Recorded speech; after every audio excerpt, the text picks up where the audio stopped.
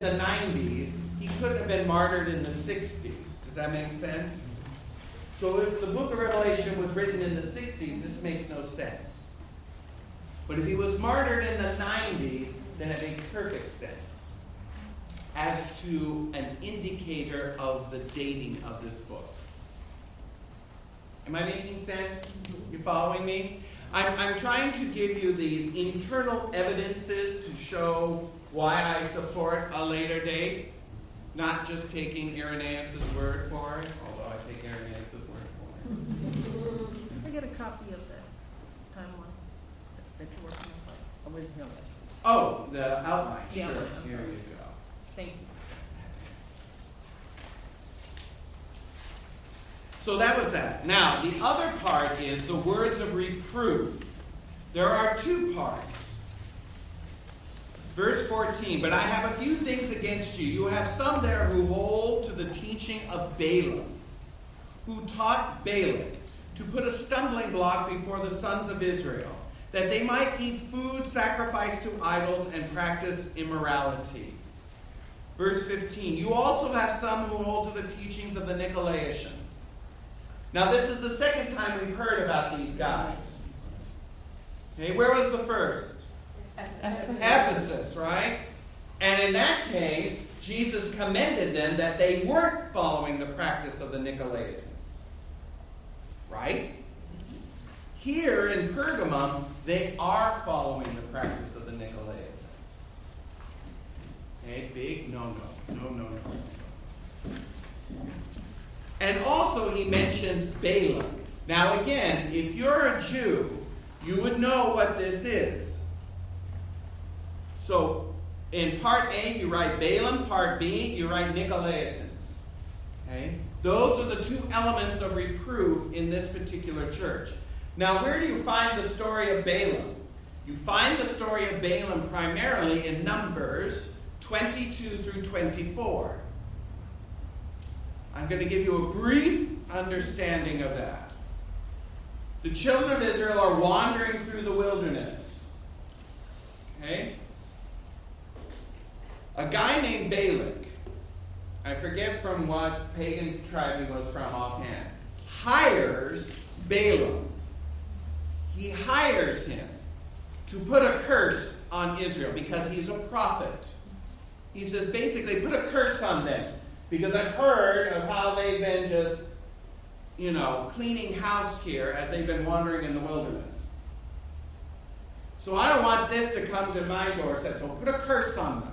But every time that Balaam opens his mouth, instead of cursing Israel, he blesses them. Because God basically takes control. And so Balak says, wait a minute, what are you doing? I'm hiring you to curse, and you keep blessing them. He does this twice. Finally, Balak says, you're useless to me. Get out of here. The famous story that comes with Balaam is this. He saddles up his donkey, and he begins to go back to where he comes from. All of a sudden, the donkey stops dead. And he won't move it. He keeps beating him. And it's like, what's wrong with you, you stubborn old donkey? Move. What Balaam doesn't see is that God has sent an angel with a sword that's right at his throat. The donkey sees it. And in this process, God opens the mouth of the donkey, and the donkey says, why are you beating me? And Balaam responds to the donkey and says, because you're stubborn and you won't move. Now stop for a moment. Picture it. Balaam, roughly 1500 BC. I've been watching The Golden Girls, so I'm getting You're beating your donkey because he's not moving, but it's because it's a grace of God that he's not doing it, because he sent an angel to kill you. And the donkey's actually saving your life. Then he opens his mouth and he starts talking to this animal. Now, I don't know about you, but the first thing is, holy crap on a cracker, my donkey's talking to me. He is such in a state of rage, because he's angry at his animal, is not doing what he's doing. He's not paying any attention to it. Then it says God opened the eyes of Balaam, he sees the angel, and he's like, oh boy. Oh boy. And it's like, okay, God, I get it. Don't curse Israel. The point is, after this incident, he returns back to Balak, who hires him again to curse him, and he says, I cannot curse Israel. God of Israel is preventing me to do it. He says, well, what can we do? So Balaam confides in Balak and says, here's what you should do. Send your women into their camps and seduce them. That will bring the wrath of their God on them instead of you. And so Balaam said, that's a good idea. I'll do it. And he does. And they commit a serious sin at Beth Peor. So much so, it's at that point that God says, you will not go into the promised land because of this sin. So Balaam becomes this symbol. And he's mentioned here in Revelation. He's also mentioned in the book of Jude and in the book of 2 Peter as an example of a prophet for hire who leads people astray through sexual immorality. And that's exactly what Jesus says here. Did you notice that? You have some there who hold to the teaching of Balaam, who taught Balak to put a stumbling block before the sons of Israel. What was that stumbling block? That they may eat food sacrificed to idols and practice immorality. Your translation says what? Harlotry. Yeah. And you see how this is related to the pagan worship of the temple of Zeus, of which Pergamum is housing? You see the connectedness? Jesus says that this is the same thing. This temple, where your city is a stumbling block. It is causing you to fall away, and you have people that are leading you astray. The Nicolaitans are one, and this other group, who are like Balaam, causing you to fall away by following pagan idolatry. You with me? So that's the message here. Now, verse 17. He who has an ear, let him hear what the Spirit says to the churches. To him who conquers, I will give some of the hidden manna, and I will give him a white stone with a new name written on it, on the stone, which no one knows except the one who receives it. Notice that the reward here is manna. What was the image in the beginning? Who is the person that we just talked about? Balaam. And what was happening in Israel's history at that time? They were wandering in the desert. And how did God feed them? Manna. You see the connection here? The reward is related to this image. Okay? Remember in Ephesus, the reward was a tree of life? Okay? In Smyrna, the reward is you won't be harmed by the second death. Okay? Not a real clear covenantal relationship reference there. But there is one in Ephesus and there is one in Pergamum. In other words, they're referencing parts of Israel's story, salvation history. Okay? That's important. That's what I want you to keep aware of. All right? And now we get to the longest message of the seven churches. This is the longest letter of them all. Smyrna was the shortest. This is the longest. And it's the message to the Thyatira. Yes? Before you go there, this give him a white stone with a name written on it, which no one knows except this is puzzling. Mm-hmm. What does it mean? That's a very good question. I knew someone was going to ask me about that. The commentaries that I have been researching also don't have a clear message on it. There's no real reference to this. There is a message to a new name that will be given to you. But as far as it written on a stone, the closest analog I got that made the most sense is that it had to do with the stones of the temple. That this would be a name that would be on a stone that would be a part of the temple of God. And that kind of fits in. I think that's the best explanation for it, because when you read 1 Peter, he talks about us as the church as living stones, built up into a spiritual habitation. So I think that that's probably the best explanation for that. So the new name we are to think about Abraham,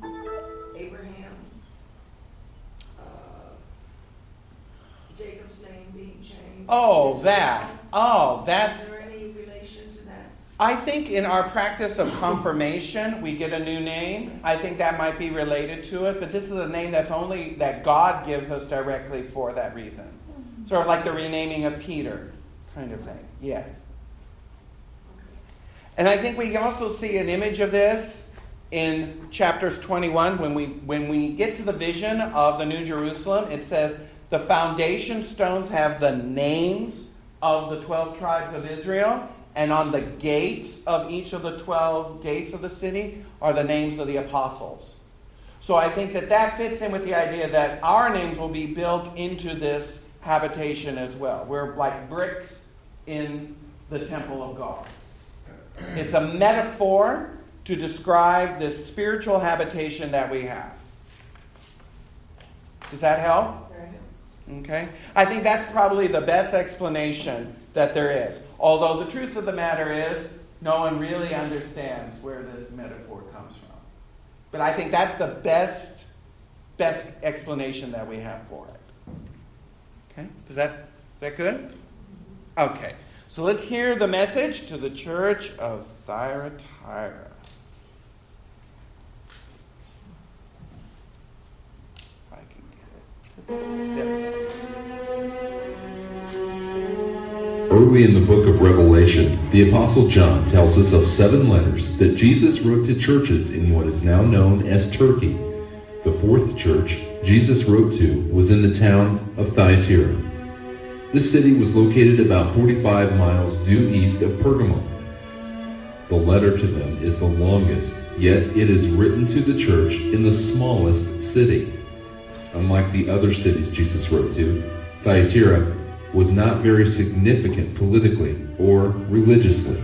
The city did boast a special temple to Apollo, the sun god, which explains why the Lord introduced himself as the Son of God. The only time in Revelation this title is used. The importance of Thyatira was that it was the gateway to Pergamum, the capital city of Asia. If Thyatira fell, the way to Pergamum lay wide open for any invader. In history, its function was to fight and delay enemy armies until Pergamum was ready to resist. But the one outstanding characteristic which distinguished Thyatira from other towns was that it possessed more trade guilds than any other town of its size in Asia. These guilds were made up of potters, tanners, dyers, and bronze workers. Because of the roads which passed through it, the trade of half the world was brought to its doors. In particular, Thyatira was a great center of the wool trade and of those who sold dyes for garments. One of the town's cloth merchants was a woman named Lydia, who conducted business as far away as Philippi and was one of the Apostle Paul's first converts there. It was extremely hard for a merchant to pursue his or her trade without belonging to one of these guilds. Yet, to belong to these guilds put a Christian in a compromising position because of the pressure to participate in their pagan, idolatrous feasts. It was to the church in this seemingly insignificant city that John had to deliver a message of severe warning and judgment. To the angel of the church in Thyatira write, these are the words of the Son of God, whose eyes are like blazing fire, and whose feet are like burnished bronze. I know your deeds, your love and faith, your service and perseverance, and that you are now doing more than you did at first. Nevertheless, I have this against you. You tolerate that woman Jezebel, who calls herself a prophetess. By her teaching, she misleads my servants into sexual immorality and the eating of food sacrificed to idols. I have given her time to repent of her immorality, but she is unwilling. So I will cast her on a bed of suffering, and I will make those who commit adultery with her suffer intensely, unless they repent of her ways. I will strike her children dead. Then all the churches will know that I am he who searches hearts and minds, and I will repay each of you according to your deeds. Now I say to the rest of you in Thyatira, to you who do not hold to her teaching, and have not learned Satan's so-called deep secrets, I will not impose any other burden on you. Only hold on to what you have until I come. To him who overcomes and does my will to the end, I will give authority over the nations. He will rule them with an iron scepter. He will dash them to pieces like pottery. Just as I have received authority from my Father, I will also give him the morning star. He who has an ear, let him hear what the Spirit says to the churches. Wow. I wish Jesus would just be a little bit more specific Sounds like inviting our about... children to make their way to children's church. No, nope. Don't need to go to children's church. You know, I wish he would just be a little bit more direct, you know? None of this soft namby-pambyisms, you know what I'm saying? I wish he was just a little bit more direct. Did you hear what he said? Unless you repent, you're going to suffer. And they refuse to repent. Stop doing what you're doing. Repent. This is written to whom? Pagans? The church, the believers. I know your deeds. Who are you fooling? You're certainly not fooling Jesus. He keeps saying, I know your deeds.